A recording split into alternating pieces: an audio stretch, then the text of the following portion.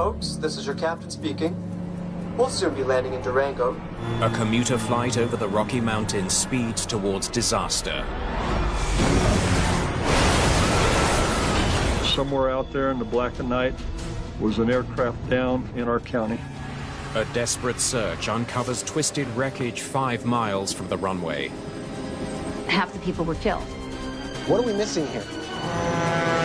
We're having a hard time understanding how the crew impacted so far short of the airport.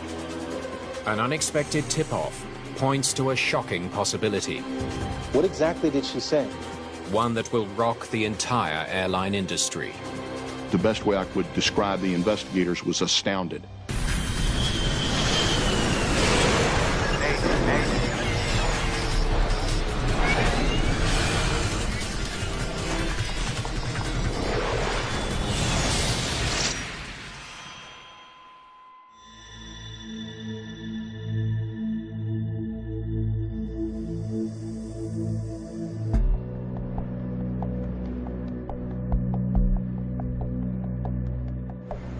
It's a cold winter's evening at Stapleton Airport in Denver, Colorado.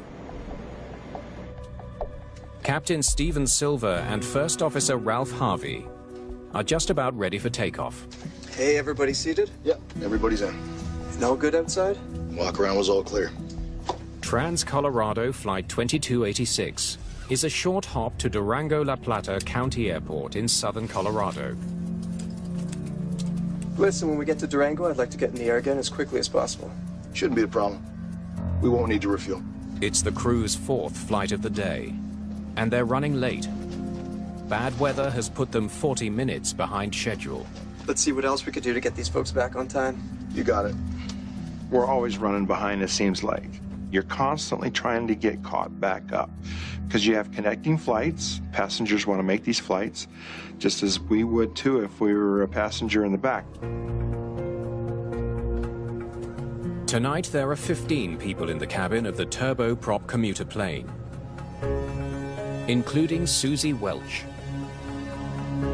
My brother was sick in California, and I was there coming home from visiting him, and I missed my connection.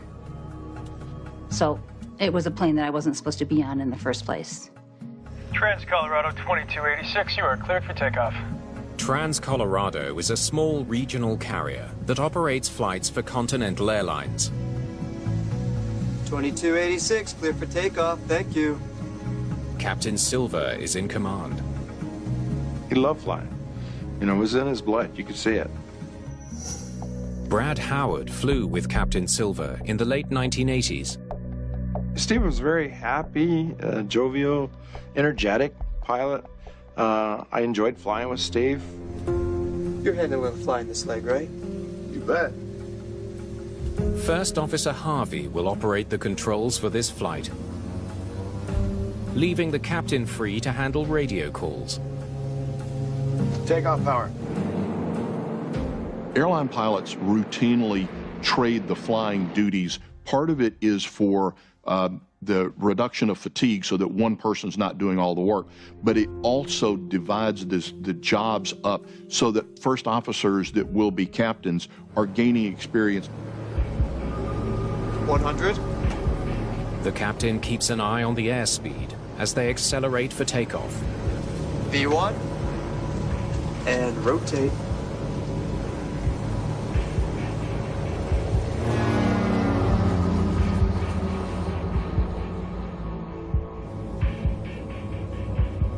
I was a little bit apprehensive because the weather wasn't so great before I got on.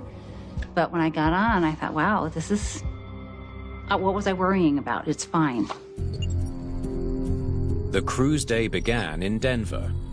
After 2 short hops to Riverton and Casper, Wyoming, they circled back to Denver. Now they're headed for Durango, a route that takes them over the southern Rocky Mountains. In fact, just about 20 miles to the north of Durango is the most numerous 14,000-foot peaks within the continental United States. Denver Flight Watch, Trans-Colorado Flight 2286. I'd like the latest weather for Durango and Cortez, please. The latest we have is Indefinite ceiling, obscured visibility, light snow and fog. They're still forecasting moderate icing below 18,000. Thank you. The mountains become very obscured quite fast when the front moves through, and the visibility course then drops down. Nothing we can't handle.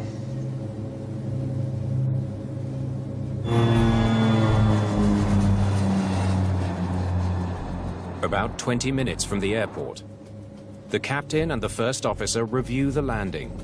So we're still doing the straight into runway 20, okay? Runway 20. Sounds good. Control, we'll plan on a DME to runway 20. That's approved. Trans-Colorado 2286 cleared for runway 20 approach at Durango Airport. Like many small airports in America, Durango does not have its own air traffic control. The controller is in Denver, more than 200 miles away.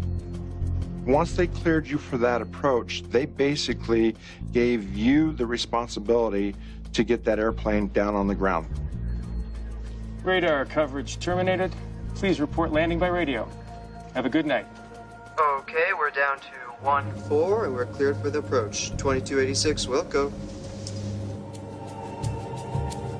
The passengers should be on the runway in less than 5 minutes.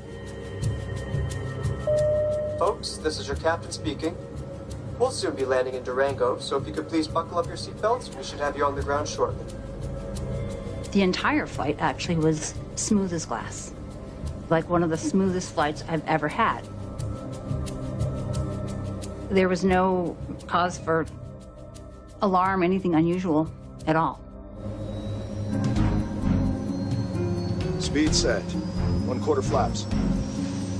1/4 flaps. The pilots work quickly to prepare for landing. Gear down. Gear down. Green.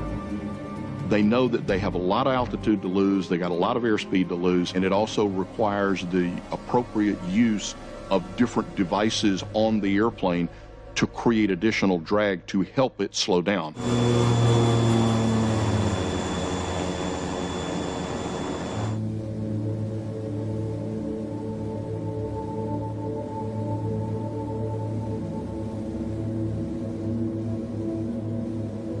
Do you have the runway? Something's wrong. The pilots can't see the runway. Damn, we're too low. Hold on. No. Hold on.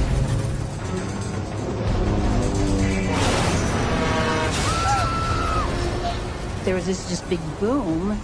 I thought we just had a rough landing.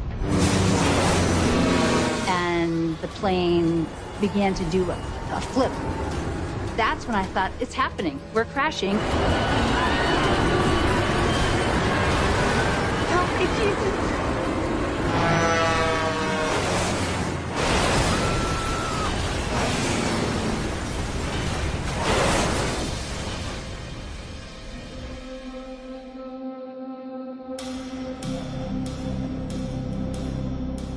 Trans-Colorado 2286, this is Denver. Please come in.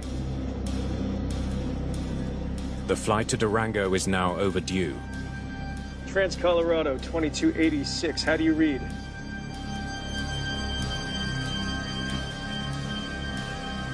Trans-Colorado 2286, how do you read? Both Denver and the La Plata County Airport personnel had tried to contact the aircraft via radio. Trans-Colorado 2286, please come in. It was pretty much aircraft was overdue, and somewhere out there in the black of night was an aircraft down in our county. Trans-Colorado 2286, please come in.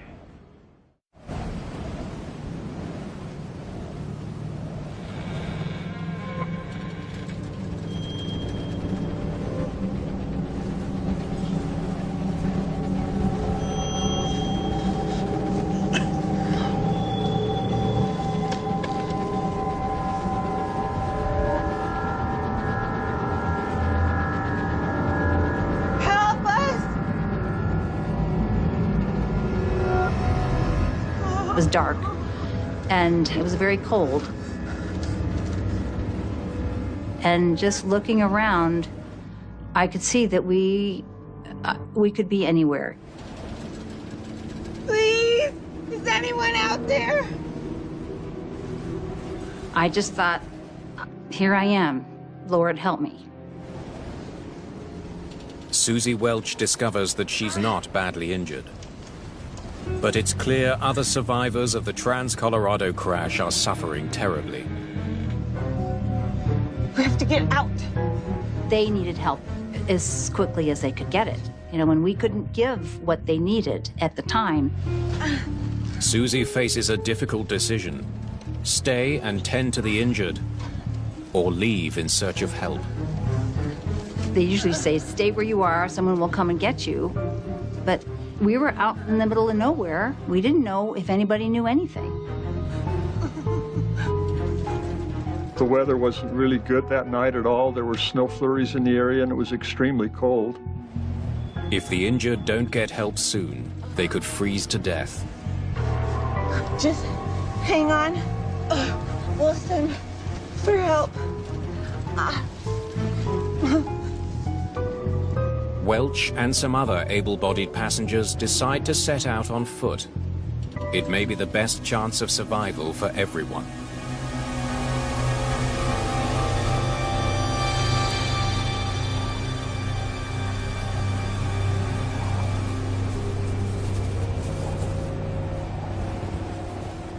I was thinking, my family. They don't know where we are. They have no idea if I'm even alive. That gets me.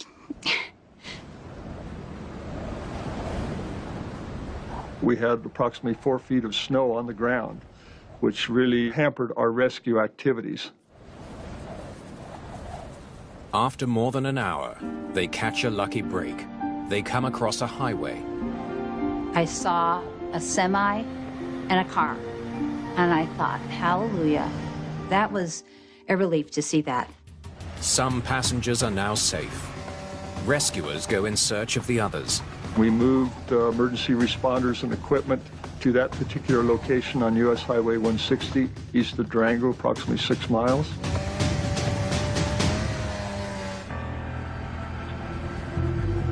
It was a remote area, and so it made it difficult for the emergency responders to get there.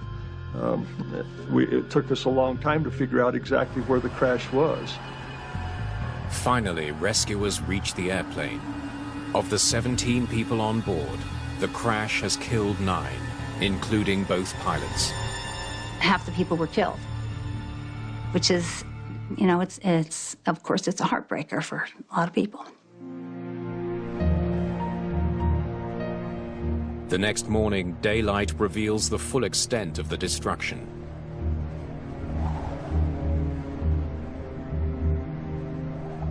The front of the aircraft from the wing forward was fairly well demolished. The tail was broken off in parts, and the good portion of the left wing was missing.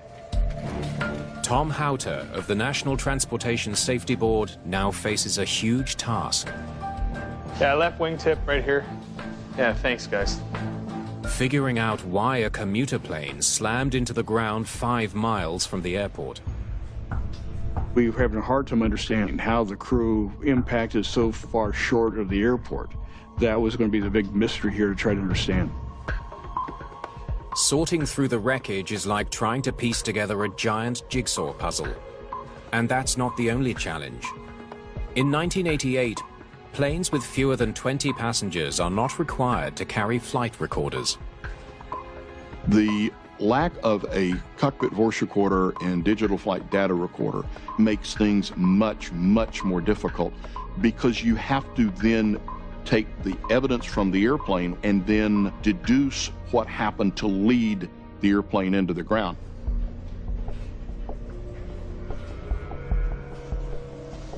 Thank you. Houter immediately turns his attention to an obvious suspect: the weather. Denver Flight Watch, Trans-Colorado Flight 2286. I'd like the latest weather for Durango and Cortez, please. Trans-Colorado 2286. Durango, the latest we have is indefinite ceiling, obscured visibility, light snow, and fog. They're still forecasting moderate icing below 18,000. Icing is a potentially deadly phenomenon that can occur from 32 down to -4 degrees Fahrenheit. Supercooled water coats the surface of an aircraft's wings and freezes, degrading aerodynamic performance. The biggest problem is it changes the shape of the wing. All of a sudden you start getting, instead of a nice rounded edge, it starts becoming a blunt edge. And now, for the smooth airflow, you get turbulent airflow, and you start losing lift on the wing. That's what happened to American Eagle Flight 4184. The plane was en route to Chicago when ice built up on the wings sent it into a deadly roll. The crash killed all 68 people on board. The critical question now: did ice on the wings of Flight 2286 lead to a similar tragedy on a snowy night in the Colorado Rockies? The descent to runway 20 in Durango is over mountainous terrain. A crew would have had little time to recover if ice on the wings caused a sudden loss of lift. No, no, no, no! Pull up!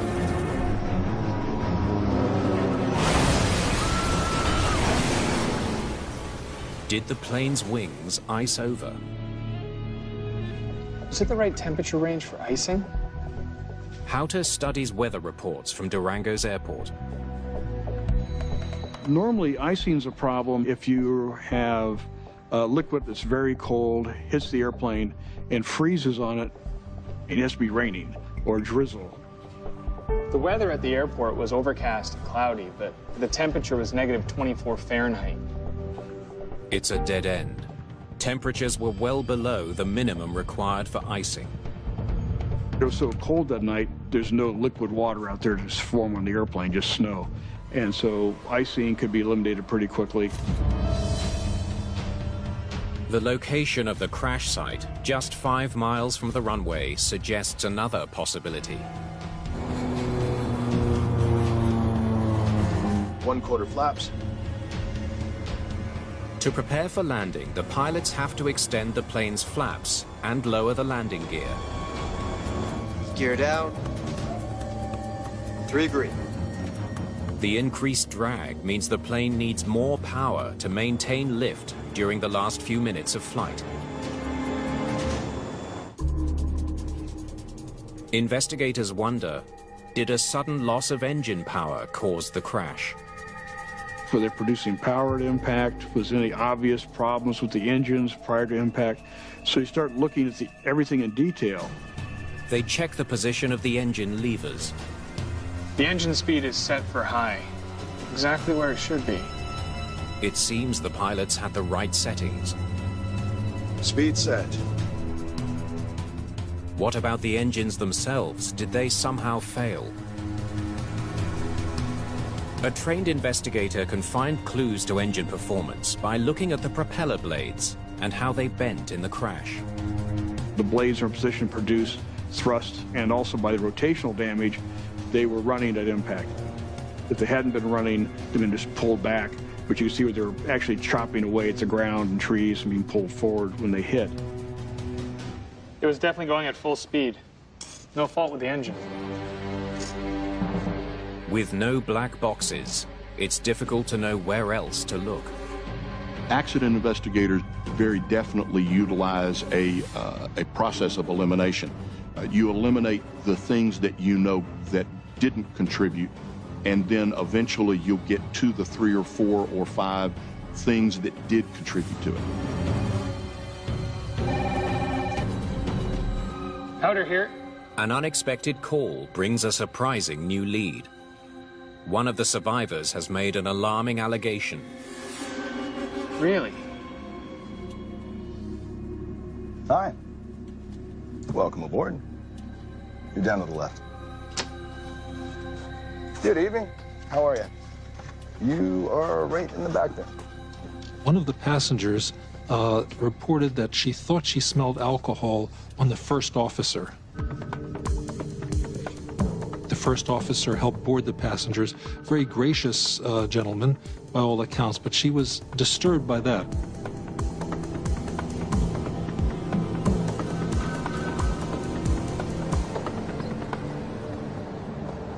The NTSB immediately adds aviation psychologist Malcolm Brenner to the investigative team. We were actually alarmed. We were very concerned that alcohol might turn out to be a factor in this case. As soon as the team came back, I was launched, I think, the next day, almost immediately, to follow up and see what I could learn about the first officer. Unbelievable. A check of the first officer's driving record turns up more damning evidence. Arrested twice for drunk driving. For us, that is a major trouble sign. That would suggest that there is a serious alcohol issue. Lab tests are ordered to check for alcohol in the blood and urine of both pilots. Let me know when you get the results. You're handling when flying this leg, right? You bet. If the first officer was impaired when Flight 2286 left Denver, that could explain the aircraft's tragic fate.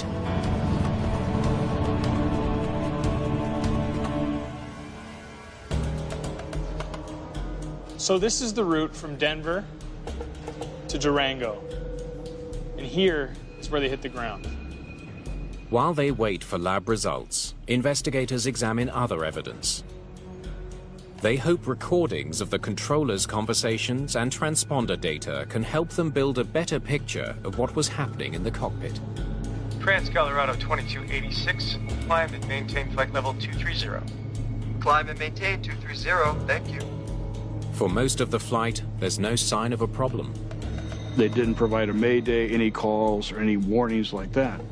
Trans-Colorado 2286, cross the Durango 1 mile, fix at or above 14,000, cleared for runway 20 approach. So now they're here. Okay, we're down to 14 and we're cleared for the approach. 2286, will go. But as the plane approaches Durango,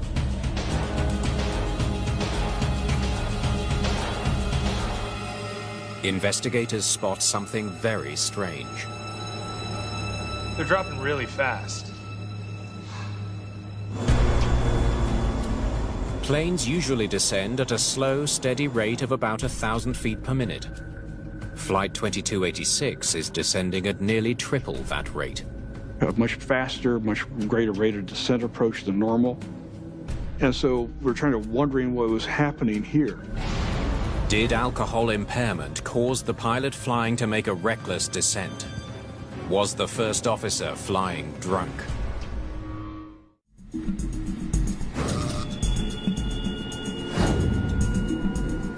Blood and urine tests are in. Technicians have carefully checked samples from both pilots. Despite suspicions raised by a passenger's tip-off, the results show no alcohol in the first officer's blood. He was not drinking before the crash. Oh, sir. The passenger must have been mistaken. Either she smelled cologne or something else, but fortunately it turns out alcohol was not an issue. And I was relieved to find out that the first officer had dealt with that issue, and it did seem to be in a commendable way. What went wrong in the final minutes of Flight 2286 is still a mystery. Okay, we're down to 14 and we're cleared for the approach. 2286, will go. Investigators now wonder about the instructions the crew received from air traffic control. Were they told to fly an approach that was simply too risky for the conditions that night?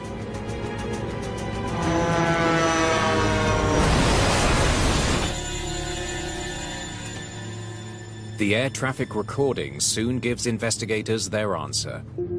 Trans-Colorado 2286, for your approach to Durango, would you rather shoot the ILS or will the approach to runway 20 be sufficient? the recording reveals that the controller did not dictate the approach to Durango. Instead, he gave the crew two options. The first was to fly an easy path around the airport to a runway equipped with an instrument landing system, or ILS, that guides the pilots down. The second option, runway 20, has no ILS. It requires pilots to descend in a series of steep steps to avoid mountains north of Durango. The way that the air traffic controller handled the flight was exemplary. They offered them the choice of which runway and which instrument procedure that they would like to do, but left the decision appropriately to the captain. We'll plan on using the 20, thank you. For some reason, the captain chose to fly the steeper, more difficult approach. We have hills here, here, and here. Why didn't they take the easy way down? These are normally very, very well-trained pilots, so what could have been the factors that occurred here?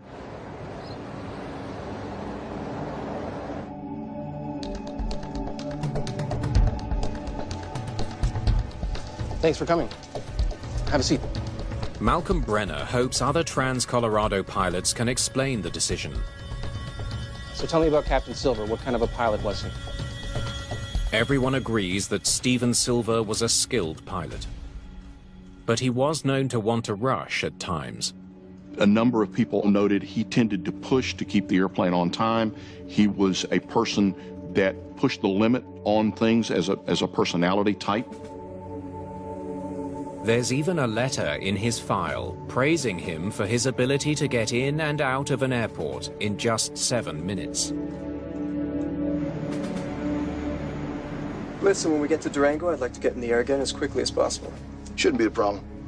We won't need to refuel. Let's see what else we can do to get these folks back on time. The captain's concern over lateness helps explain his chosen approach to Durango. So we're still doing the straight into runway 20, okay? Runway 20. Sounds good. Control, we'll plan on a DME to runway 20. Cleared for runway 20 approach.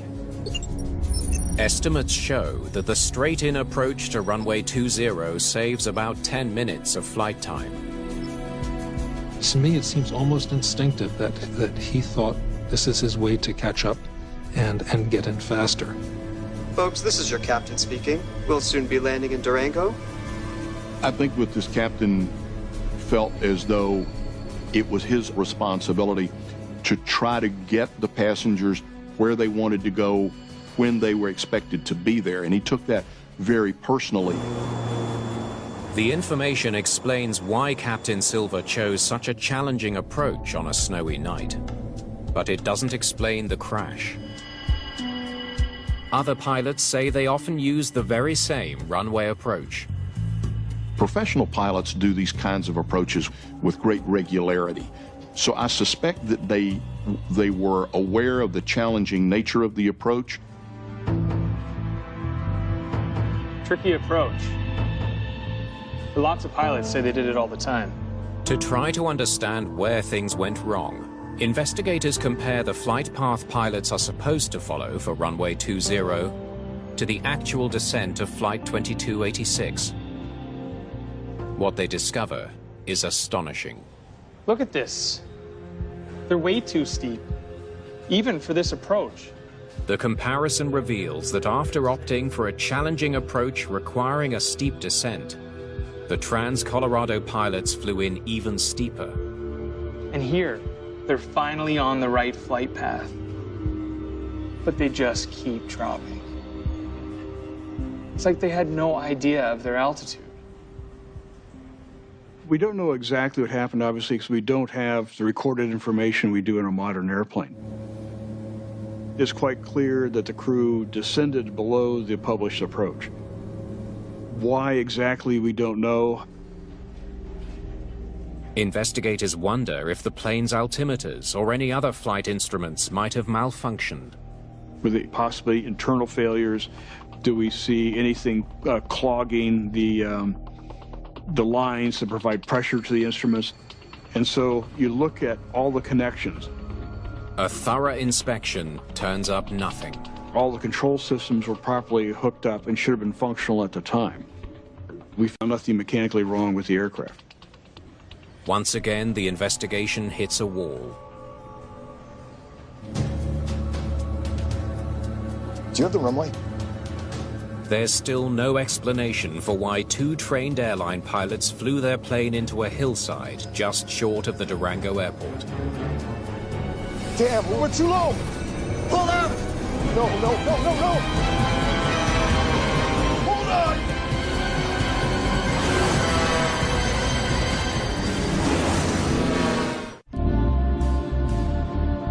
In Denver, Malcolm Brenner digs into the qualifications of the two pilots on Trans-Colorado Flight 2286. People don't normally go out with intention of crashing airplanes. So what was it in their training, their background, something in their personal history, anything else that could have caused them to make this error? The file of First Officer Ralph Harvey, the pilot who was flying, contains some disturbing details. Tested for captain. Failed. Proficiency test failed. Instrument flying. Below average. Brenner uncovers a history of failed tests.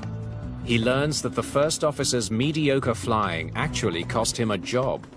He was released from a previous employer because he failed to be able to upgrade. In complex instrument flying conditions, this particular individual was very challenged to do this on a regular basis and do it well.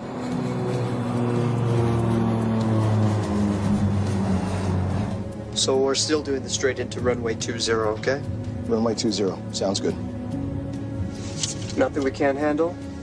Brenner suspects that flying the challenging approach to Durango in limited visibility was more than the first officer could manage.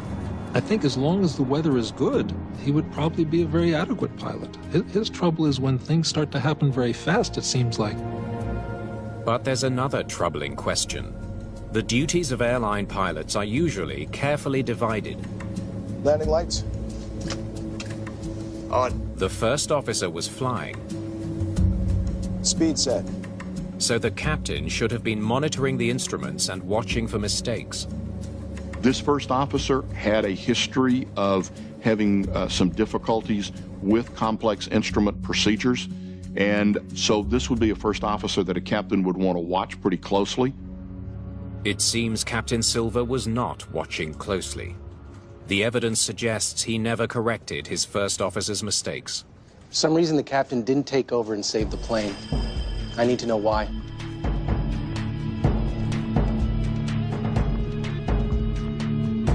They contact friends and family, trying to piece together what the pilots were doing in the hours leading up to their last flight. They're looking for any sign of stress or fatigue. Fatigue can be insidious, and a lot of it depends on what was the quality of sleep that he got the night before. Brenner learns that the captain had dinner with his parents the night before the crash. Looks like plenty of time to rest. As far as anyone can tell, Captain Silver spent a quiet evening with family, then went home to sleep.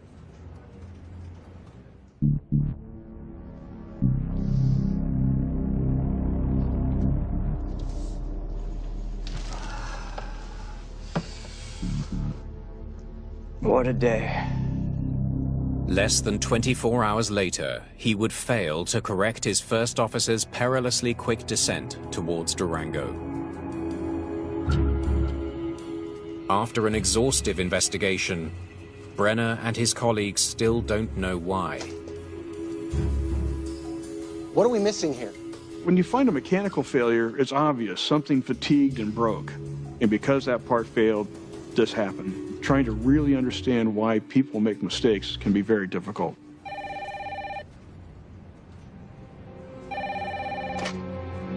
The case seems to have hit a dead end. Hello? Until a phone call changes everything. Yes. What? What exactly did she say? We got a call from a member of the public. This was a pilot who said that he had met with a woman who he believed was the fiancée of the captain who died in the accident. What a day. Investigators learned that on the eve of the crash, Captain Silver may not have spent a quiet night alone, after all. Time to have a bit of fun. Now you're speaking my language. They hear a story about drug use and a woman who is alleged to have made a stunning admission. I'm sure glad we buried him right after the accident. The night before, we'd done a bag of cocaine. We did a bag of cocaine. Would you like to go first? Yeah. Bag of cocaine, that's the expression she used. It's enough for a couple to party all night. You realize this is a very serious allegation. The best way I could describe the investigators was astounded. Thank you. It's very disturbing to have a drug involved. Cocaine was something that we hadn't really expected. We've got a new story on the captain. The stunning claim contradicts what many friends and family have said about the dedicated pilot. Everything that we received on the captain of the aircraft is that he was well-trained, a good pilot, certainly had all the experience, and there were no issues. And the captain's fiancée denies the entire story. A letter from her lawyer contends she wasn't even with the captain the night before the crash. The ingestion of these drugs, you just don't see this with professional pilots.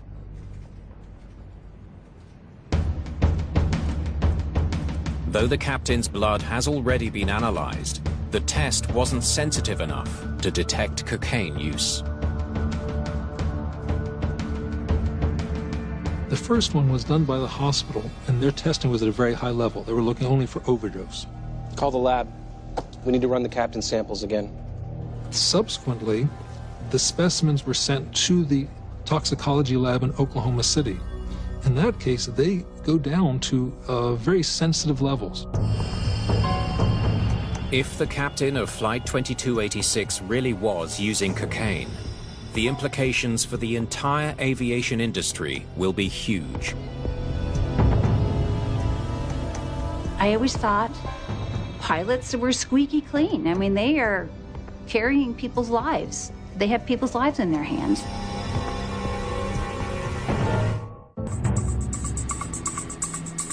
Technicians conduct a second and then a third toxicology test on samples from the deceased captain of Flight 2286. Because of the seriousness of it, they wanted to make sure that there wasn't laboratory error involved. The results leave no room for doubt.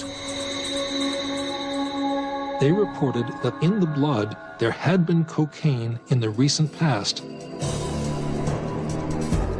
He wasn't asleep. He was up, using cocaine. If, as the evidence suggests, the captain had been partying all night and had come to work, he probably got very limited sleep. He was in withdrawal by the time of the accident. And many of the things that are characteristic of withdrawal, such as a slowing of reaction and a general feeling of not being well, would not help him on this type of approach. Brenner now understands the shocking chain of errors, negligence, and criminal behavior that led to the crash. This accident begins with a captain who was in no shape to fly.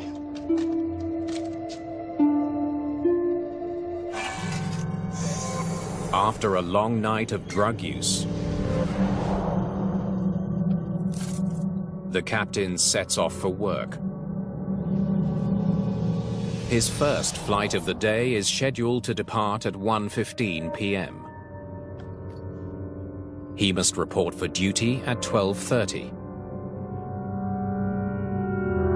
7 hours later, after 3 flights, The twin turboprop is running late, and the captain is feeling the effects of cocaine withdrawal. Listen, when we get to Durango, I'd like to get in the air again as quickly as possible. Shouldn't be a problem. We won't need to refuel. Because of his actions, his deliberate actions, he presented himself for duty not qualified. And that goes against everything that professional pilots are taught.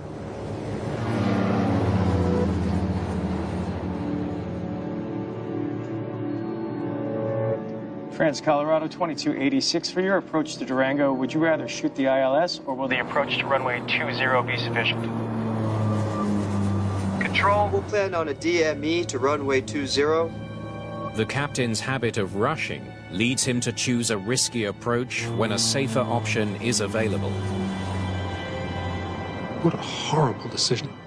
In withdrawal, he's not half the pilot he is when he's alert. The struggling first officer is soon overwhelmed by the difficult approach. But the captain doesn't notice. Do you have the runway?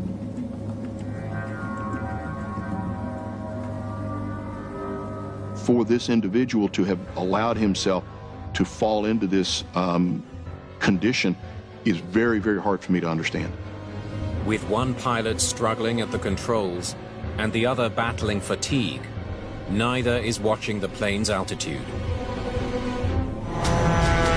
Damn, we're too low! Pull up! No!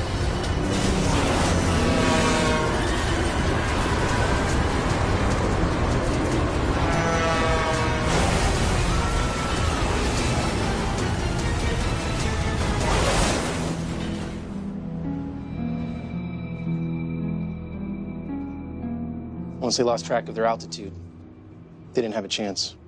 The NTSB's final report cites the first officer's poor flying and the captain's use of cocaine as contributing causes of the Trans-Colorado crash.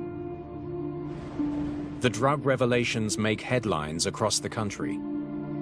It's not to be the first time that a commercial pilot involved in a crash has tested positive for drugs.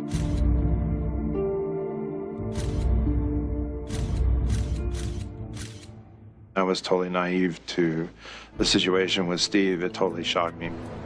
The FAA soon implements important changes, including more frequent drug testing for pilots. As a result of this accident, to a large extent, drug testing programs became practical, and they've been very, very successful. To my knowledge, there has not been any other case of drugs involved in an airline accident. The Durango crash leads to other reforms as well. Regulations now require black boxes in all commuter planes. And any plane with 10 or more seats must have a ground proximity warning device Pull up. to alert pilots if they're flying too low.